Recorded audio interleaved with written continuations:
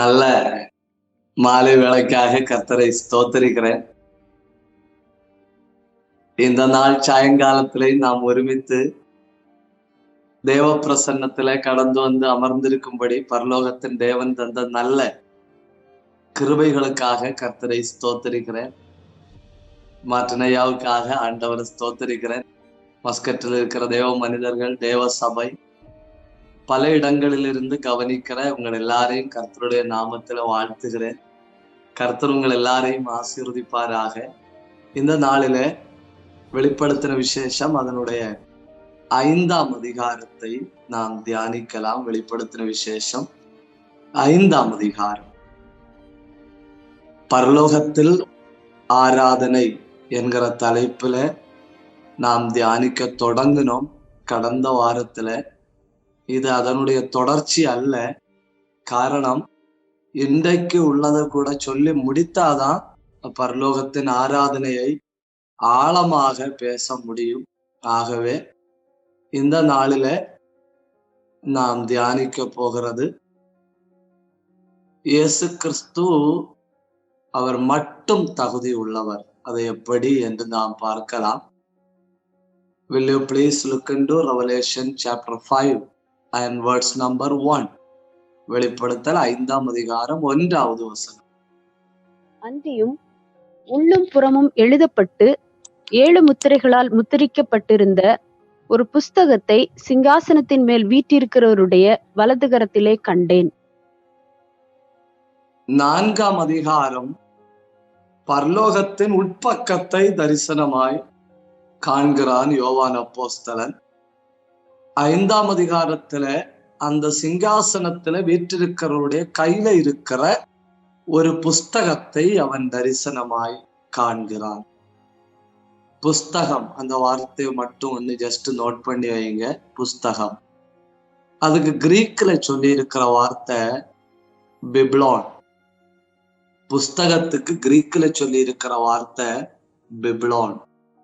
BIBLION, பிப்லான்.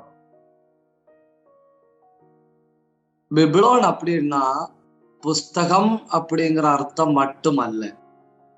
நீங்க வெளிப்படுத்தல் 6ஆம் அதிகாரம் 14வது வசனத்தை வாசித்தால் புஸ்தக சுருள் என்றும் கூறப்பட்டுள்ளது. ஆக பிப்லான் என்கிற வார்த்தைக்கு புக் ஆர் ஸ்க்ரோல், புஸ்தகம் என்றும் அர்த்தம் உண்டு, ஸ்க்ரோல் என்கிற அர்த்தமும் உண்டு. இனி ஒவ்வொன்றாக நாம் பார்ப்போம். நம்பர் 1, அது உள்ளும் புறமும் எழுதப்பட்டிருந்தது. Written inside and outside. உள்ளும் புறமும் என்பதற்கு ரெக்டோ அண்ட் வெர்சோ. உள்ளும் புறமும் என்பதற்கு ரெக்டோ வெர்சோ. இதாக்கும் உள்ளேயும் வெளியேயும் எழுதப்பட்டு இருந்தது. அடுத்து இந்த புஸ்தகத்தினுடைய முக்கியத்துவம் 7 முத்திரைகளால் முத்திரையிடப்பட்டிருந்தது. அப்போ உள்ளேயும் எழுதப்பட்டிருக்கு, வெளியேயும் எழுதப்பட்டிருக்கு. 7 முத்திரைகளால் முத்திரையிடப்பட்டிருக்கு. 3, இந்த புஸ்தகம் இருக்கிறது கர்த்தருடைய கையில், சிங்காசனத்தில் வீற்றிருக்கிறவருடைய கையில இந்த புஸ்தகம் இருக்கிறது. 4, searching somebody to open it and read it. 1, உள்ளேயும் வெளியேயும் எழுதி இருக்கு. 2, 7 முத்திரைகளால் முத்திரையிடப்பட்டிருக்கு. 3, கர்த்தருடைய கையில இருக்கு. 4, திறக்க வாசிக்கத்தக்க ஒரு ஆளை தேடுகிறது. இந்த சுருள் பேப்பரஸ்னால் ஆனதாகும். இந்த சுருள் பேப்பரஸ்னால் ஆனது. அதாவது நம்ம நிகழ்காலத்தில பயன்படுத்துகிற பேப்பருக்கு முந்தின பதிப்பு. This scroll was of papyrus. It is 10 inch long and 8 inch wide. papyrusலால் ஆனது 10 inch 10 inches long and 8 inches wide. 10 inch அங்குல, இன்ச்சுக்கு என்ன சொல்லுவாங்கன்னு தெரியல, 10 இன்ச்சு நீளவும் 8 இன்ச்சு வீதியும் உள்ளது. 7 முத்திரைகளால் முத்திரையிடப்பட்டிருக்கு. According to Gospel of Saint Peter, பேதுருவின் சுவிசேஷம் அப்படிங்கிற ஒரு புஸ்தகம், அந்த புஸ்தகத்துல சொல்லி இருக்கிறது, இம்பீரியல் சீல் இஸ் ஆல்வேஸ் 7. ராஜ முத்திரை என்பது எப்பொழுதும் 7 முத்திரைகள். Imperial seal always 7.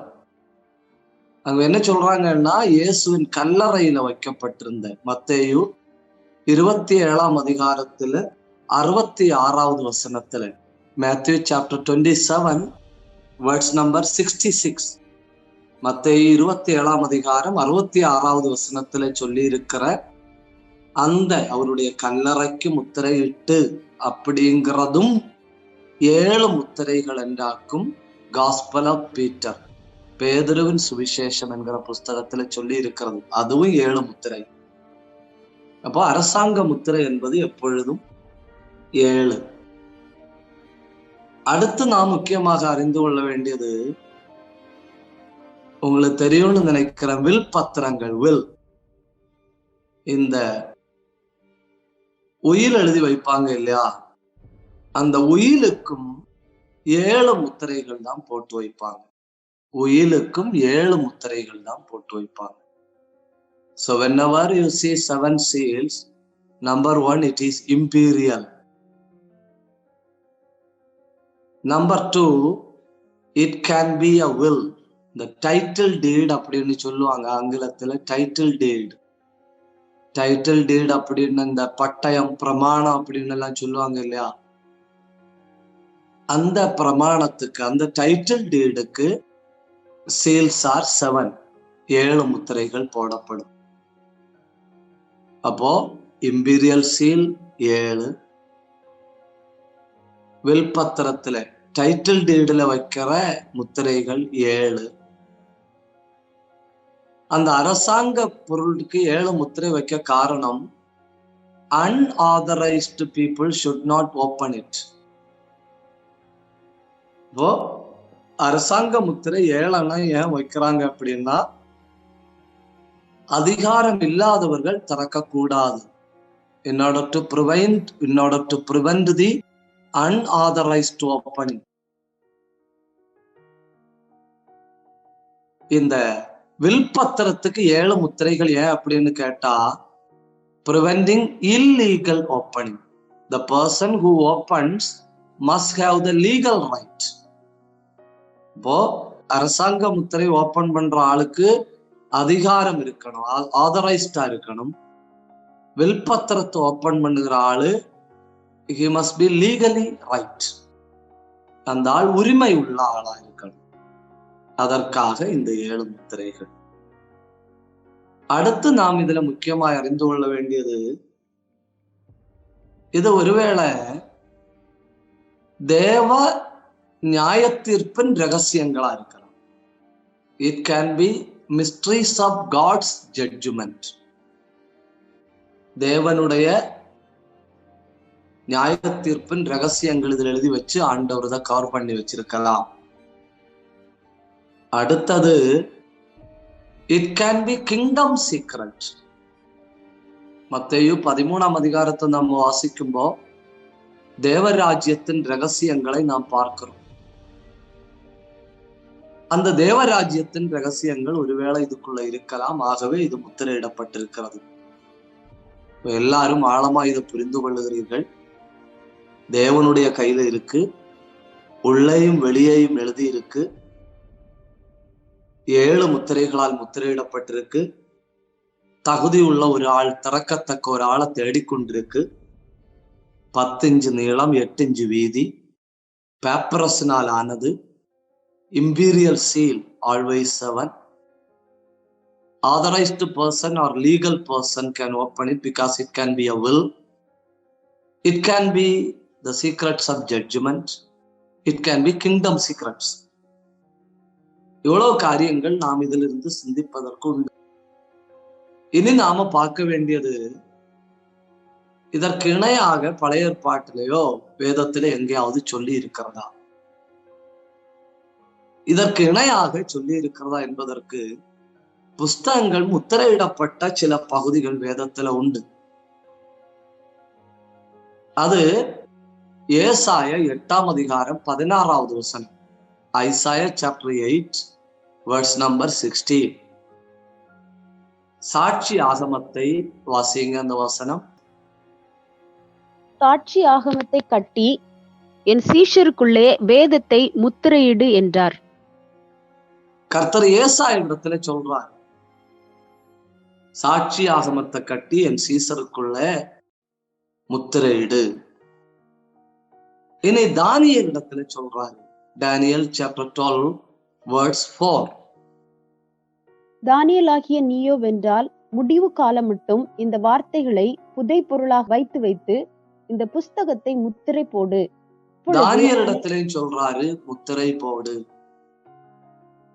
இனி முத்திரை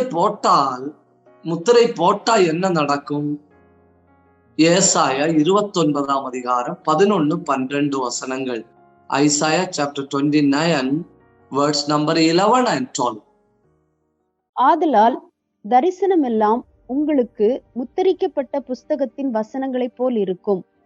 வாசிக்க அறிந்திருக்கிற ஒருவனுக்கு அதை கொடுத்து, நீ இதை வாசி என்றால் அவன், இது என்னால் கூடாது, இது முத்திரித்திருக்கிறது என்பான்.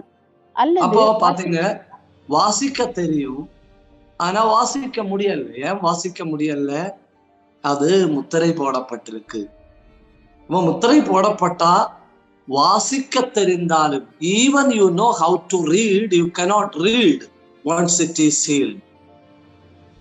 இனி இந்த வெளிப்படுத்தல் 5ஆம் அதிகாரம் சொல்லி இருக்கிற சுருளுக்கு ஒத்த ஒரு சுருள் நான் பைபிள்ல வேற ஒரு இடத்துல காட்டித்தாங்க. அதை பார்த்துட்டு நாம கொஞ்சம் உள்ள போகலாம். எசேக்கியேல் 2ஆம் அதிகாரம் 9-10 வசனங்கள். எசேக்கியேல் சாப்டர் 2 verse number 9 and 10. அப்பொழுது இதோ என்னிடத்தில் நீட்டப்பட்ட ஒரு கையை கண்டேன்.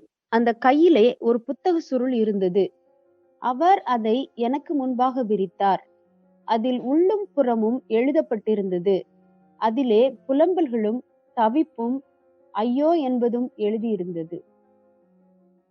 இங்க ஒரு புஸ்தகம், இது வெளிப்படுத்தல் 5ல சொல்லி இருக்கிற புஸ்தகத்துக்கு துல்லியமா இருக்கு. It's almost equal to the scroll that is said in Revelation chapter 5. Only one problem. ரெண்டுக்கு இடையில ஒரே ஒரு வித்தியாசம். என்ன தெரியுமா? வெளிப்படுத்தல் 5ல சொல்லி இருக்கிறது it is sealed, but in Ezekiel chapter 2 it's opened. ரெண்டையும் நீங்க பாருங்க, உள்ளும் புறமும் எழுதி இருக்கு,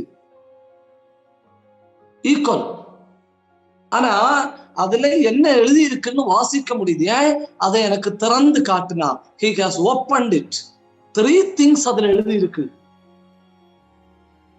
3 காரியங்கள் அதுல இருக்கு. என்னெல்லாம்? Lamentations, mournings and woes. வெளிப்படுத்தல் 5ல சொல்லி இருக்கிற ஸ்க்ரோல்ல என்ன சொல்லி இருக்குன்னு நம்ம இதுவரை பார்க்க முடியல. ஏன்னா it is completely locked. ஆனா எசேக்கியேல் 2ன்னு சொல்லி இருக்கிறதுல திறக்கப்பட்டிருக்கு, உள்ளையும் புறம்பையும் எழுதி இருக்கு. என்ன எழுதி இருக்குன்னு வாசிக்க முடியுது. என்ன? புலம்பல்களும் ஐயோக்களும். அப்போ மொத்தம் நியாய தீர்ப்பு சம்பந்தமான காரியங்களாக்கும் அதுல எழுதி இருக்கு. அப்போ வெளிப்படுத்தல் 5ல எழுதி இருக்கிற புஸ்தகத்துக்கு almost equal is written in Ezekiel chapter 2. ஒரே வித்தியாசம், that's opened, this is closed. இருக்கிற கைய பாருங்க, கர்த்தருடைய கை. எழுதி இருக்கிறத பாருங்க, ரெக்டோ அண்ட் வெர்சோ, உள்ளையும் வெளியையும். இது க்ளோஸ் பண்ணி இருக்கு, அது திறந்து காண்பிக்கப்பட்டது. அதனால என்ன எழுதி இருக்கு? 3 things mainly: lamentations, mournings and woes. புலம்பல்களும் தவிப்புகளும் ஐயோ. இனி நாம அந்த முத்திரையை பற்றி ஒரு காரியத்தை புரிந்து கொள்ளணும். முத்திரை அப்படின்னு பைபிள்ல சொல்லும்போ இட் ஹஸ் 2 meanings. பைபிள்ல முத்திரைன்னு சொல்லும்போ 2 meanings. Number 1, signature. எஸ்தரின் புஸ்தகத்தை நீங்க வாசிக்கும்போது தெரியும், அகாஸ்வேர் ராஜாவினுடைய முத்திரை இட்டு. அது சீல் கிடையாது, signature. They have signatory ring. அந்த சிக்னட்டரி ரிங்கை உபயோகிச்சு அவங்க போடுகிற சிக்னேச்சராக்கும் சீல், அதுவும் சீல். ஆனா ரெண்டாவது முத்திரை அப்படின்னா சீல் அல்ல, லாக். அப்போ 1 meaning, seal means signature. Second meaning, seal means not signature, seal means lock. இங்கே வெளிப்படுத்தல் 5ல முத்திரை என்பது not denoting signature, rather it denotes lock.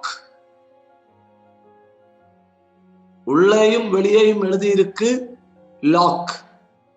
ஒரு பிரபலமான கமெண்ட்ரி ரைட்டர் அவர் சொல்றாரு, உள்ளேயும் புறம்பையும் அப்படின்னா கிரேஸ் அண்ட் ஜட்ஜ்மெண்ட்.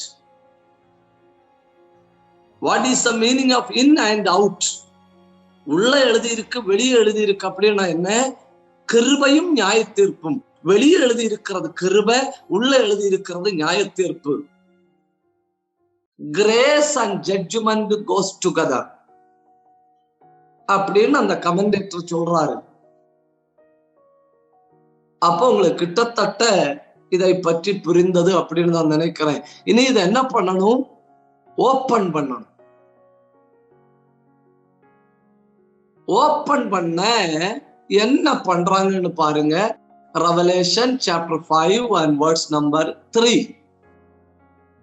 வானத்திலாவது பூமியிலாவது பூமியின் கீழாவது ஒருவனும் அந்த புஸ்தகத்தை திறக்கவும் அதை பார்க்கவும் கூடாதிருந்தது. அப்போ இத ஓபன் பண்ணி ரீடு பண்ணுவதற்கு 3 உலகத்துல அனௌன்ஸ்மெண்ட் கொடுக்கப்படுது. அந்த 2வது வசனத்தை நீங்க பார்த்தா தெரியும். A strong angel, பலமுள்ள ஒரு தூதன் சத்தமிட்டு சொல்றான். அதை பார்க்கவும் திறக்கவும் தகுதியுள்ள யாராவது உண்டான்னு 3 உலகத்துல தேடி பார்க்கறாங்க. Number 1,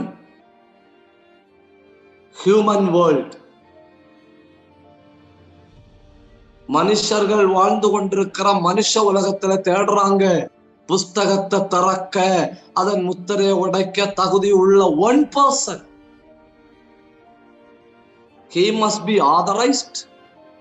He must be legal. புரியுதுன்னு நினைக்கிறேன். He must be authorized. He must be legal. And he must be victorious. இவ்வளவு இருந்தா போதும். அதிகாரம் உள்ள ஆளா இருக்கணும், உரிமை உள்ள ஆளா இருக்கணும், வெற்றி பெற்ற ஆளா இருக்கணும். இவ்வளவு இருந்தா அந்த புஸ்தகத்தை திறக்கலாம். Authorized, legal, victorious. So number 1, seeking in the human world. Anthropological kingdom அப்படிங்கிற மனுஷ உலகத்துக்குள்ள தேடுகிறார்கள். திறந்து வாசிக்கத்தக்க தகுதி உள்ளவன் உண்டோ? இங்க யாரெல்லாம் உண்டுன்னு உங்களுக்கு தெரியுமா? Have you ever imagined about the human kingdom? Aristotle, Plato, Socrates, Philo, such a gigantic brain. பயங்கர தலையாக்கும் அவங்கெல்லாம். Highly philosophical. people with a gigantic brain. அவங்க தலையாக்கும் தலை. சாக்ரட்டிஸ் வீட்டு முற்றத்துல உட்கார்ந்து தன் மாணவர்களுக்கு கிளாஸ் எடுத்துட்டு இருக்காரு. கிளாஸ் எடுத்துட்டு இருக்கும்போ மனைவி பயங்கரமா சத்தம் போடுது. பயங்கரமா சத்தம் போட்டுட்டு இருக்கும்போ இவர் அசையவே இல்லை. மாணவர்களுக்கு கிளாஸ் எடுத்துட்டு இருக்காரு. திடீர்னு அந்த மனைவி ஒரு குடம் தண்ணிய கொண்டு வருக தலையில ஊற்றிச்சு. மாணவர்கள் கிளாஸ் எடுத்துட்டு இருக்காரு. மொத்த உடம்பும் தண்ணியில நனையுது. அப்போ மாணவர்களுக்கு தத்துவம் சொல்லி கொடுக்கிறாரு. முன்பு இடி இடித்தது, இப்பொழுது மழை பெய்தது. Such a tactic brain, timely working, furnished brain, sharp. தேவனுடைய கையில இருக்கிற புஸ்தகத்தை வாங்கி வாசிப்பதில் தத்துவங்கள் தோற்று போயிட்டு. Please remember this. No philosophy is worth enough to stand before God. ரெண்டு poetical world ஆக்கும் இது. This is the world of poetry. Samuel Taylor Coleridge என்ன பயங்கர poetry writer. ஷேக்ஸ்பியரும் ஜான் மில்டனும் என்ன பயங்கர poetry. அவங்க poems எல்லாம் not poem, they are romantic and gives life. வாசிக்கிற ஆளுக்கு உயிரை கொடுப்பது போல இருக்கவங்க காவியங்கள். ஆனா தேவனுக்கு முன்பாக நிற்கிற காரியத்துல no poet could stand before God. மருத்துவத்துறையின் தந்தையோ வரலாற்று தந்தையோ ஹெரட்டோட்டஸோ ஹிப்போக்ரட்டஸோ nobody could stand worth before God. Every human field is filtered. மனுஷனுடைய மொத்த ஃபீல்டை ஆண்டவர் ஃபில்டர் பண்றாரு. ஃபில்டர் பண்ணிட்டு சொல்றாரு, if anybody is capable, come on. நாளைக்கு மனுஷன் சொல்லக்கூடாது இல்லையா, எங்களுக்கு வாய்ப்பு தரல அப்படின்னு சொல்லக்கூடாது இல்லையா. That's why there is a go through on the anthropological kingdom. மனுஷ சாம்ராஜ்யத்தில் ஆண்டவர் ஊடுருவி தேடுறாரு. Great entrepreneurs of our times, பெரிய பெரிய தொழில் முனைவோர்கள் இந்த புஸ்தகத்தை வாங்குற காரியத்துல நிக்க முடியல. வரலாற்று ஆசிரியர்கள், விஞ்ஞானிகள், மேதைகள் யாரும் நிற்க முடியல. சரி விடுங்க, அவங்க எல்லாம் உலகத்தார்கள் இல்லையா. பழைய ஏற்பாட்டுல பரிசுத்தவான்கள் இல்லையா. பழைய ஏற்பாட்டுல பரிசுத்தவான்கள் என்ன பயங்கர மனுஷன். ஞானிகளில் ஞானியாகிய சாலமோ, தன் காலத்தில் எல்லாம் புத்திமானாய் நடந்த தாவீது, தேவன் சொன்னபடி செய்து முடித்த நோவா, இஸ்ரவேல் ஜனங்களை அந்த பார்வோனுடைய இரும்பு கையில இருந்து வெளியே கொண்டு வந்த மோசே, இவர்கள் எல்லாம் தகுதி உள்ளவர்கள் இல்லையா. What people they are. தேவனே அவர்களை பற்றி சாட்சி கொடுத்திருக்கிறார் இல்லையா. ஆனா மனுஷ சாம்ராஜ்யம் மொத்தம் தேடுதல் வேட்டம் நடத்தி the answer is nobody. ஏன் philosophical ஃபீல்டும் poetical ஃபீல்டும் scientifical ஃபீல்டும் ஏன் அப்படிங்கிற கேள்விக்கு 3 பதில்களை நீங்க புரிஞ்சுக்கணும். தயவு செய்து 3 பதில்கள். Number 1, man is imperfect. Whoever it may be, whatever it may be, in single sentence, human being is imperfect. 2, man has weakness. Take Noah. தேவன் சொன்னபடி எல்லாம் செய்தான் நோவா. மறுபக்கத்துல வஸ்திரம் விலகி படுத்திருந்தான் நோவா. டேக் டேவிட், கோலியாத்தை கொண்டான், சிங்கத்தை கொண்டான், கரடியை கொண்டான், பட்சேபாண்டத்தில் தோற்று போனான்.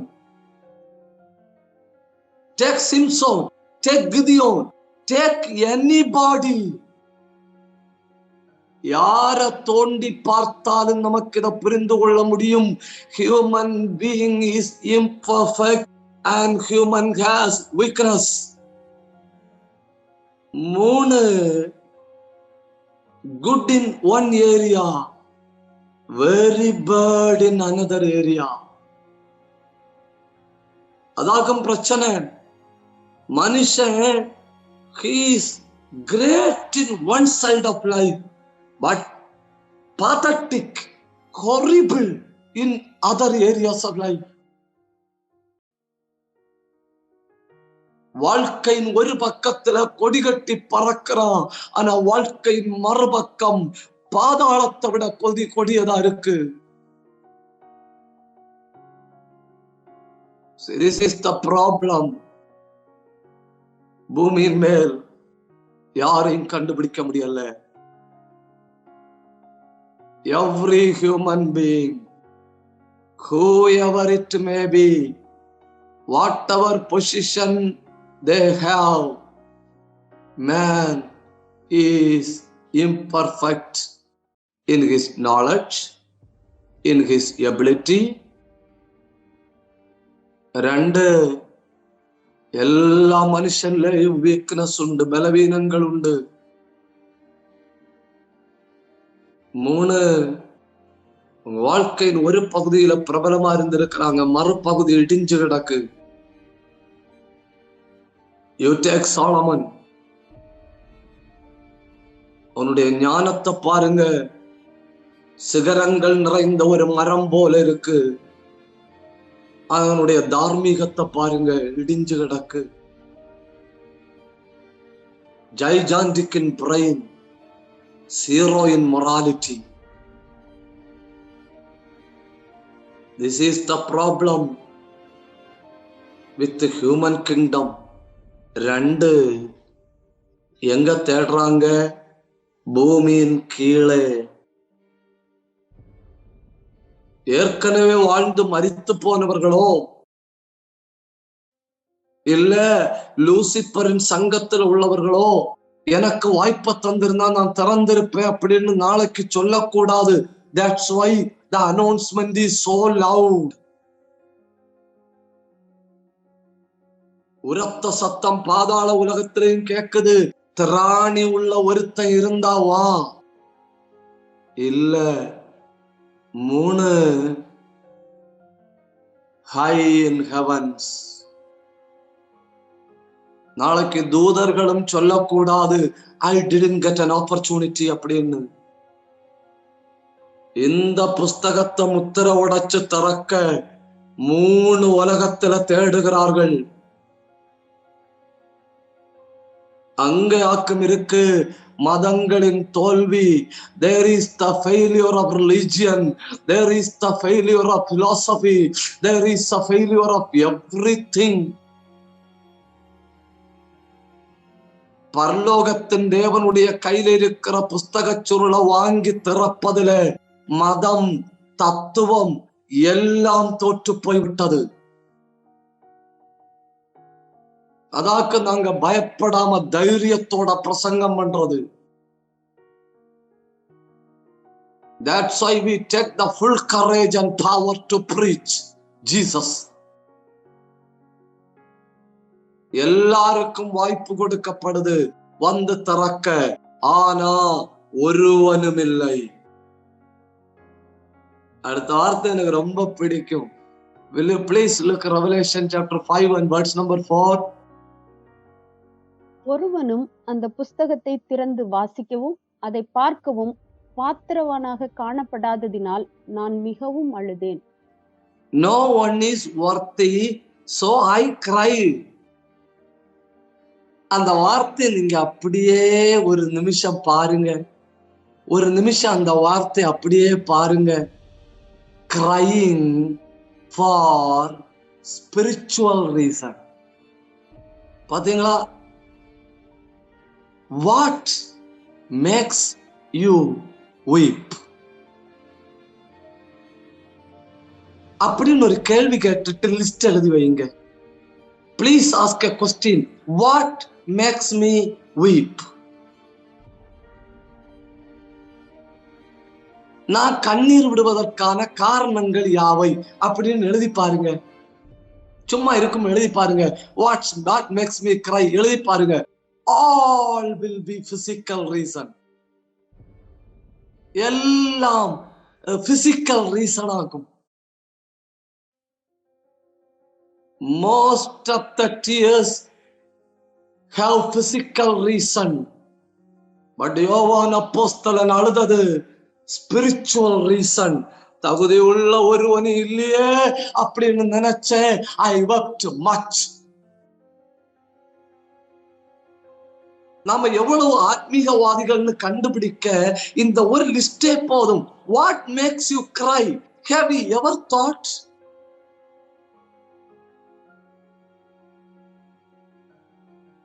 என்ன அழ வைப்பது எது? படிப்பா, பணமா, பலவீனமா, டென்ஷனா, oppression, suppression, depression? What makes me cry? என்ன பயங்கர உயர்ந்த மனுஷன் இல்லையா? என்ன பயங்கர உயர்ந்த மனுஷன், தகுதி உள்ள ஒருவனே இல்லையேன்னு நினைச்சேன். I started crying. I started weeping. My dear brothers and sisters who listen the word of God, please weep for spiritual reasons. உங்க அழுகைகளை பிளீஸ் தூக்கி நிறுத்து பாருங்க. உங்க அழுகைகளை நிறுத்தி பார்க்கல, நிறுத்து பாருங்க. யோவான் அப்போஸ்தலனுடைய weeping reason is so spiritual. யாரும் இல்லையேன்னு நினைச்சு அழுத, புஸ்தகத்தை பார்க்கவும் திறக்கவும் யாராலும் முடியலையேன்னு நினைச்சு நான் அழுத. Suddenly I got the answer. Suddenly I got the answer. என்ன ஆன்சர் தெரியுமா? நீ அழ வேண்டாம். Weep not. ஏன்? There is only one person in the human history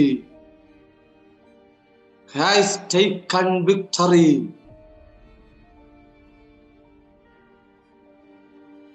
இயேசுவ பிரசங்கம் பண்ண வாய்ப்பு கிடைச்ச தைரியத்தோட பேசணும். இயேசுவுக்காக வாழ வாய்ப்பு கிடைச்சா தைரியத்தோட வாழணும். ஏன் அப்படின்னா there is only one person worth in the history.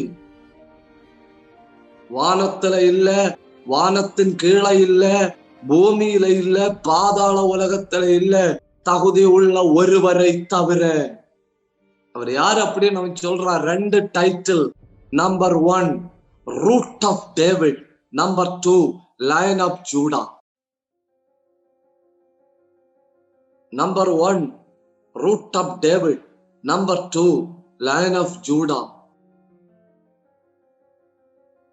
இந்த மத்தேயு எழுதின சுவிசேஷத்துல இயேசு யார் தெரியுமா? Lion of Judah. மத்தேயு எழுதின சுவிசேஷத்துல இயேசு கிறிஸ்து லயன் ஆஃப் ஜூடா.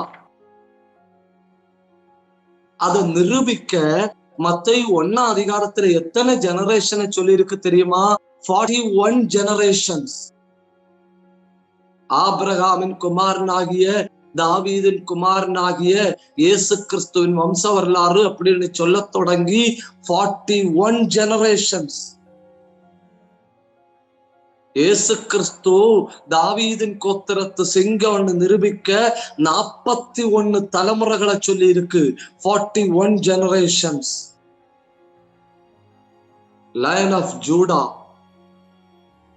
அதே நேரத்துல லூக்கா எழுதின சுவிசேஷம் 3 அதிகாரத்துல 77 ஜெனரேஷன் சொல்லி இருக்கு. எதுக்கு தெரியுமா?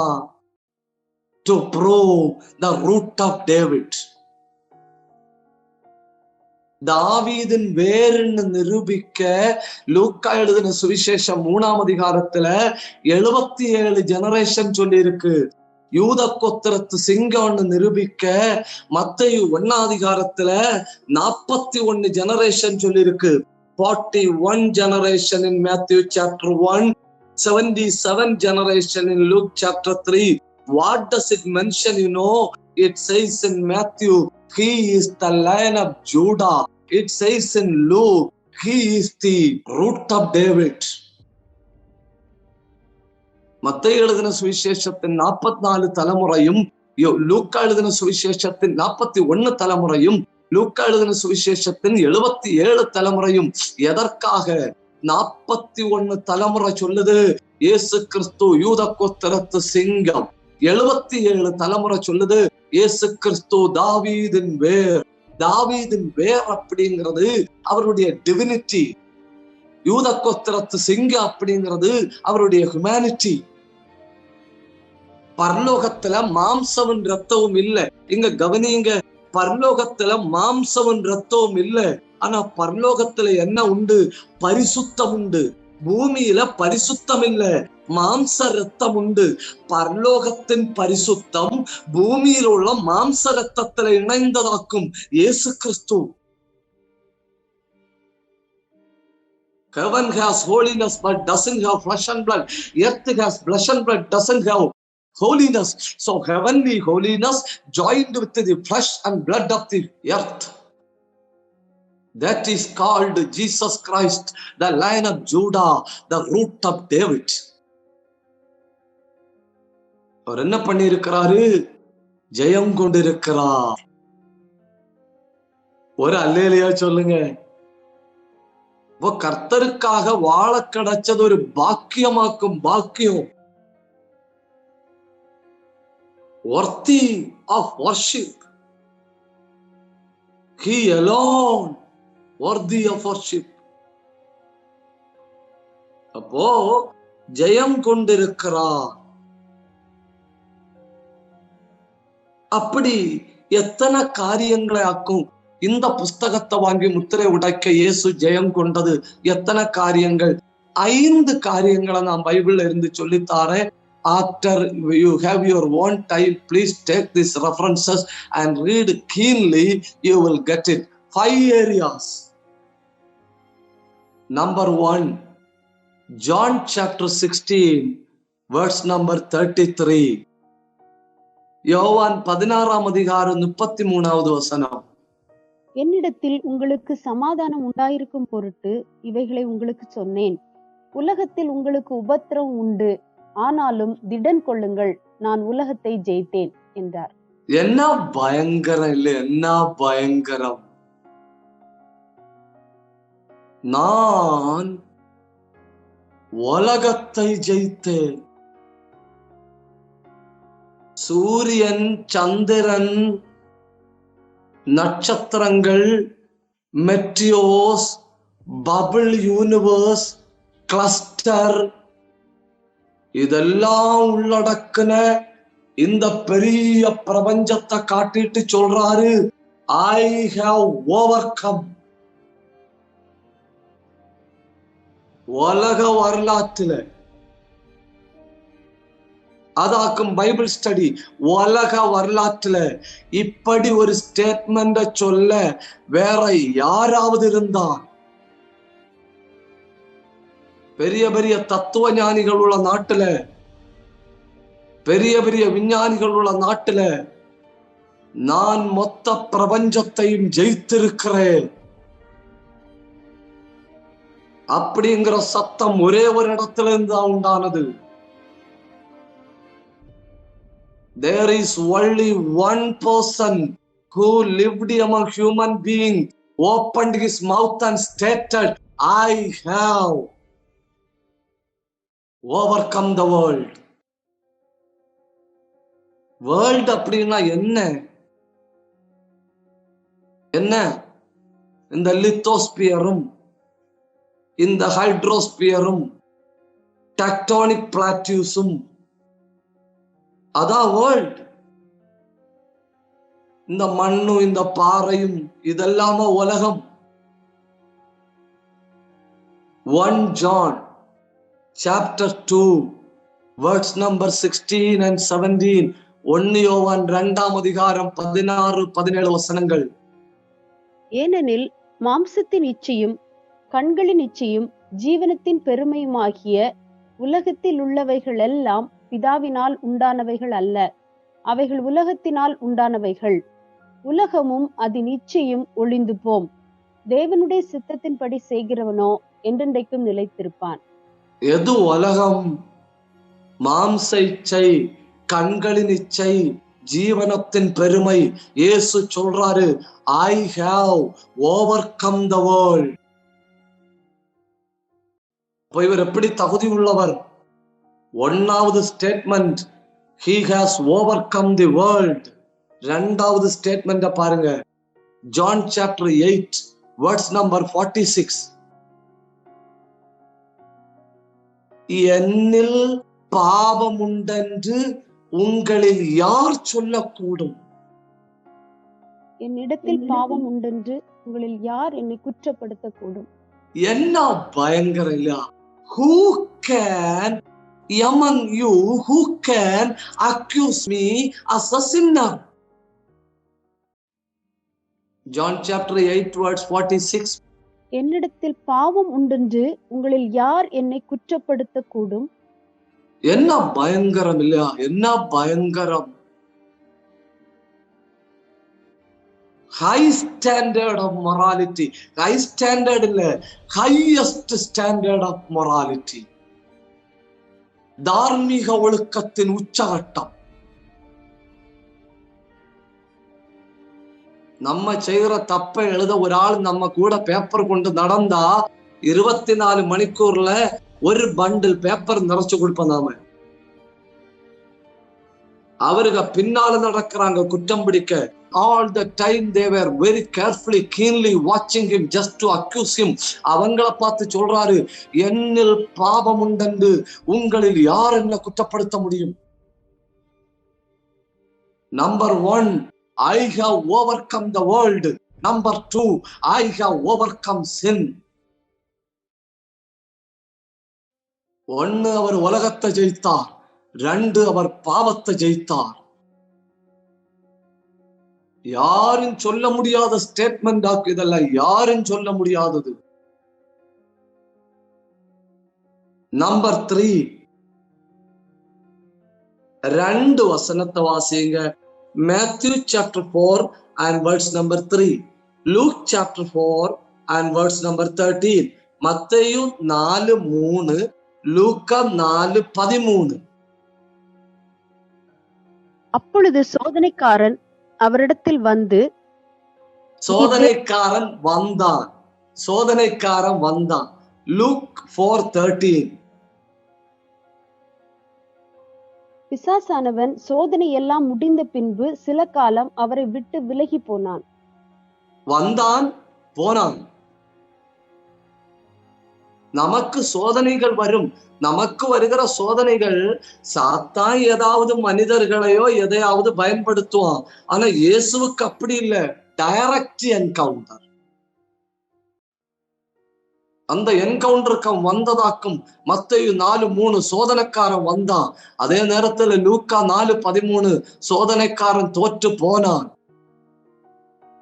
I have overcome the world. I have overcome sin. I have overcome temptations. கவனிங்க தேவ பிள்ளைகளே, இயேசு உலகத்தை ஜெயித்தார். இயேசு பாவத்தை ஜெயித்தார். இயேசு சோதனைகளை ஜெயித்தார். 4 கொலோசியர் 2:14-15. Colossians chapter 2 verse number 14 and 15. துரைத்தனங்களையும் அதிகாரங்களையும் உரிந்து கொண்டு சிலுவையின் மேல் ஆணி அடித்து வெளியரங்க கோலமாக்கி சிலுவையில் வெற்றி சிறந்தார். வாசிங்க கொலோசியர் 2:14-15. நமக்கு எதிரடையாகவும் கட்டளைகளினால் நமக்கு விரோதமாகவும் இருந்த கையெழுத்தை குலைத்து அதை நடுவில் இராதபடிக்கு எடுத்து சிலுவையின் மேல் ஆணி அடைத்து துரைத்தனங்களையும் அதிகாரங்களையும் உரிந்து கொண்டு வெளியரங்கமான கோலமாக்கி அவைகளின் மேல் சிலுவையிலே வெற்றி சிறந்தார். இயேசு சாத்தானை ஜெயித்தார். என்ன பயங்கரம் இல்ல? 5 Revelation chapter 1 verse number 18. வெளிப்படுத்தல் 1:18. மரித்தேன், ஆனாலும் இதோ சதா காலங்களிலும் உயிரோடு இருக்கிறேன். இயேசு மரணத்தை ஜெயித்தார்.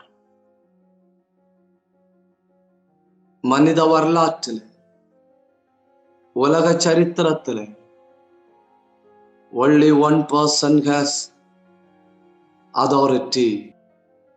Only one person has the legal right, because he has overcome the world. He has overcome temptation.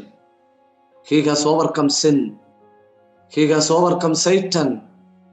He has overcome death. இவ்வளவையும் வெற்றி பெற்றவர் ஒரே ஒருவர் தான் உண்டு, அது இயேசு மட்டும். ஜேம்ஸ் மிச்சனர் அப்படிங்கிற ஆளு ஒரு ஸ்டோரி சொல்றாரு. அவருடைய புஸ்தகத்துல சொன்ன ஒரு சம்பவம். அந்த சம்பவத்துல ஒரு ஆளு, அந்த ஆளோட பேரை பாருங்க, உர்பால். உர்பால் was a farmer worshipped two gods, one of death, other of good fertility.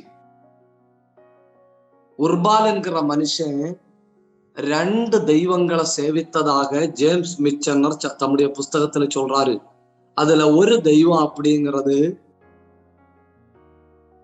விவசாயத்துல தானியத்துல செழிப்பு கொடுக்கிற தெய்வம். இன்னொரு தெய்வம் அப்படிங்கிறது மரணத்தின் கடவுள். ஒரு தடவை அந்த டெம்பிளோட பிரீஸ்ட் ஒரு பாலிடத்துல வந்து சொல்றாரு, உன்னுடைய குழந்தைய பலியிட்டா உனக்கு இந்த தடவை நிறைய தானியம் விளையும்.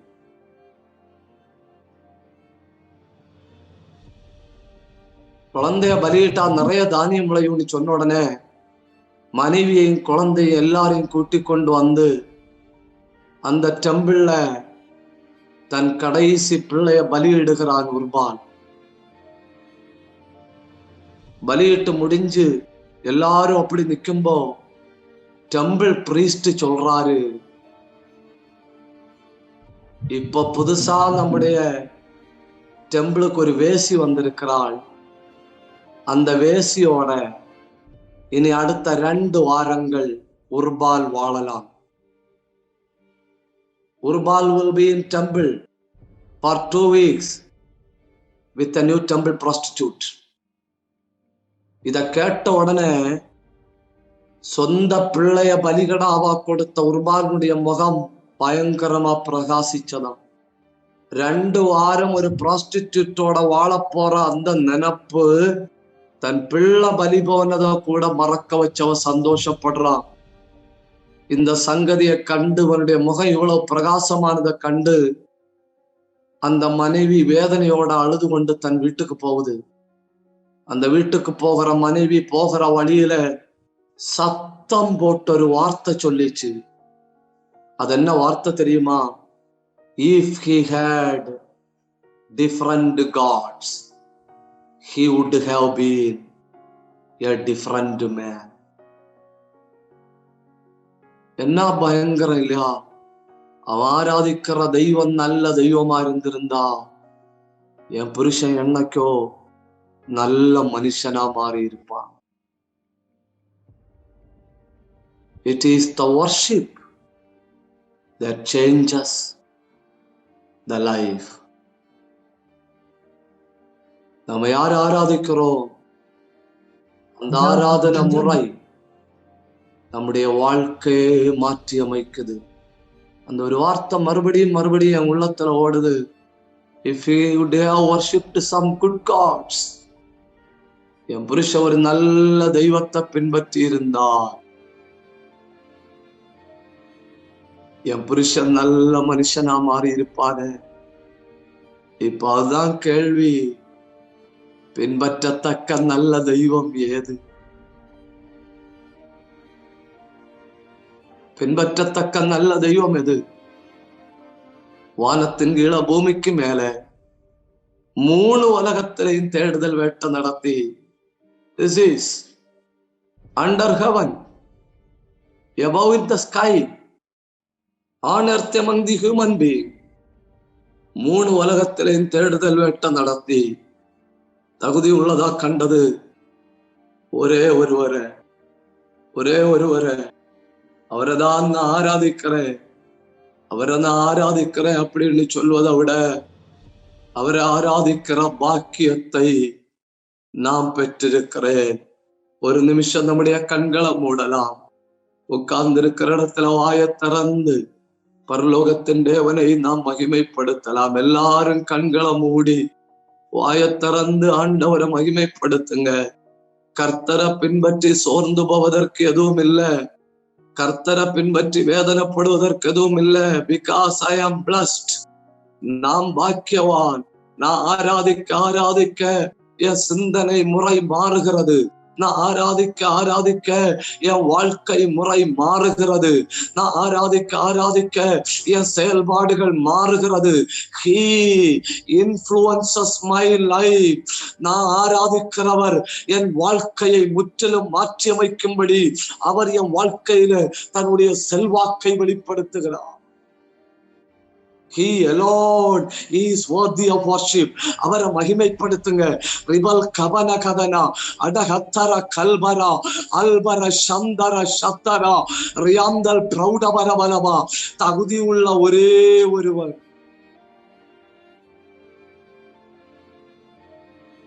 இந்த ராத்திரி நாம் ஜெபிக்கலாம். இதனுடைய தொடர்ச்சியை நாம் அடுத்த வாரம் தியானிக்கலாம். வெற்றி பெற்றவர் பார்வைக்கு எப்படி இருந்தார், அவரை ஏன் ஆராதிக்கணும், எப்படி ஆராதிக்கணும் என்பதை அடுத்த வாரம் நாம் கற்றுக்கொள்ளலாம். இந்த ராத்திரி நம்முடைய கண்களை மூடி ஆண்டவரை மகிமைப்படுத்தலாம். ஜெயம் கொண்டவரை பின்பற்றுகிற ஒரு பாக்கியம், ஜெயம் கொண்டவரை தொழுது கொள்ளுகிற ஒரு பாக்கியம் ஆண்டவர் நமக்கு தந்திருக்கிறார். நல்ல தகப்பனே, நல்ல மாலை வேளைக்காய் உமக்கு நன்றி. கொஞ்ச நேரம் உடைய பாதத்துல உட்கார்ந்திருந்து உடைய வசனங்களை தியானிக்க தந்த கிருபைக்காய் நன்றி. You alone is worthy of worship. நீர் மட்டும் ஆராதனைக்கு பாத்திரர், நீர் மட்டும் ஆராதிக்கப்படத்தக்கவர். வானத்தின் கீழே பூமிக்கு மேல தகுதி உள்ளவர் நீர் மட்டும் ஆண்டவரே. உம்மை சேவிப்பது, உம்மை பின்பற்றுவது எங்க வாழ்க்கையில பாக்கியம். அதை உணர்ந்து வாழ கிருபை செய்யணும். ஊழியங்களை செய்கிற தம்முடைய பிள்ளைகளையும் இணைந்திருக்கிற எல்லாரையும் ஆசீர்வதிக்கணும். கேட்டுக்கொண்டிருக்கிற எல்லா உள்ளங்களிலையும் ஒரு ஆவிக்குரிய வைராக்கியம் உண்டாவதாக. நாங்கள் ஆவிக்குரிய காரியங்களுக்காய் கண்ணீர் விட கிருபை தாரும். அடுத்த ஒரு பைபிள் ஸ்டடியில ஒருமித்து காண்கிறது வரை கிருபை சூழ்ந்திருக்கட்டும். எல்லாரையும் பலப்படுத்தி பாதுகாத்துக் கொள்ளும். உடைய நல்ல கரங்கள் எங்களை தாழ்த்தி தருகிறோம். தகுதி உள்ளவரே, உம்முடைய பாதத்தில் எங்களை விட்டு கொடுக்கிறோம். ஜெபத்தை கேட்டபடியால் உமக்கு நன்றி செலுத்தி இயேசுவின் நாமத்தில் ஜெபிக்கிறோம் நல்ல பிதாவே.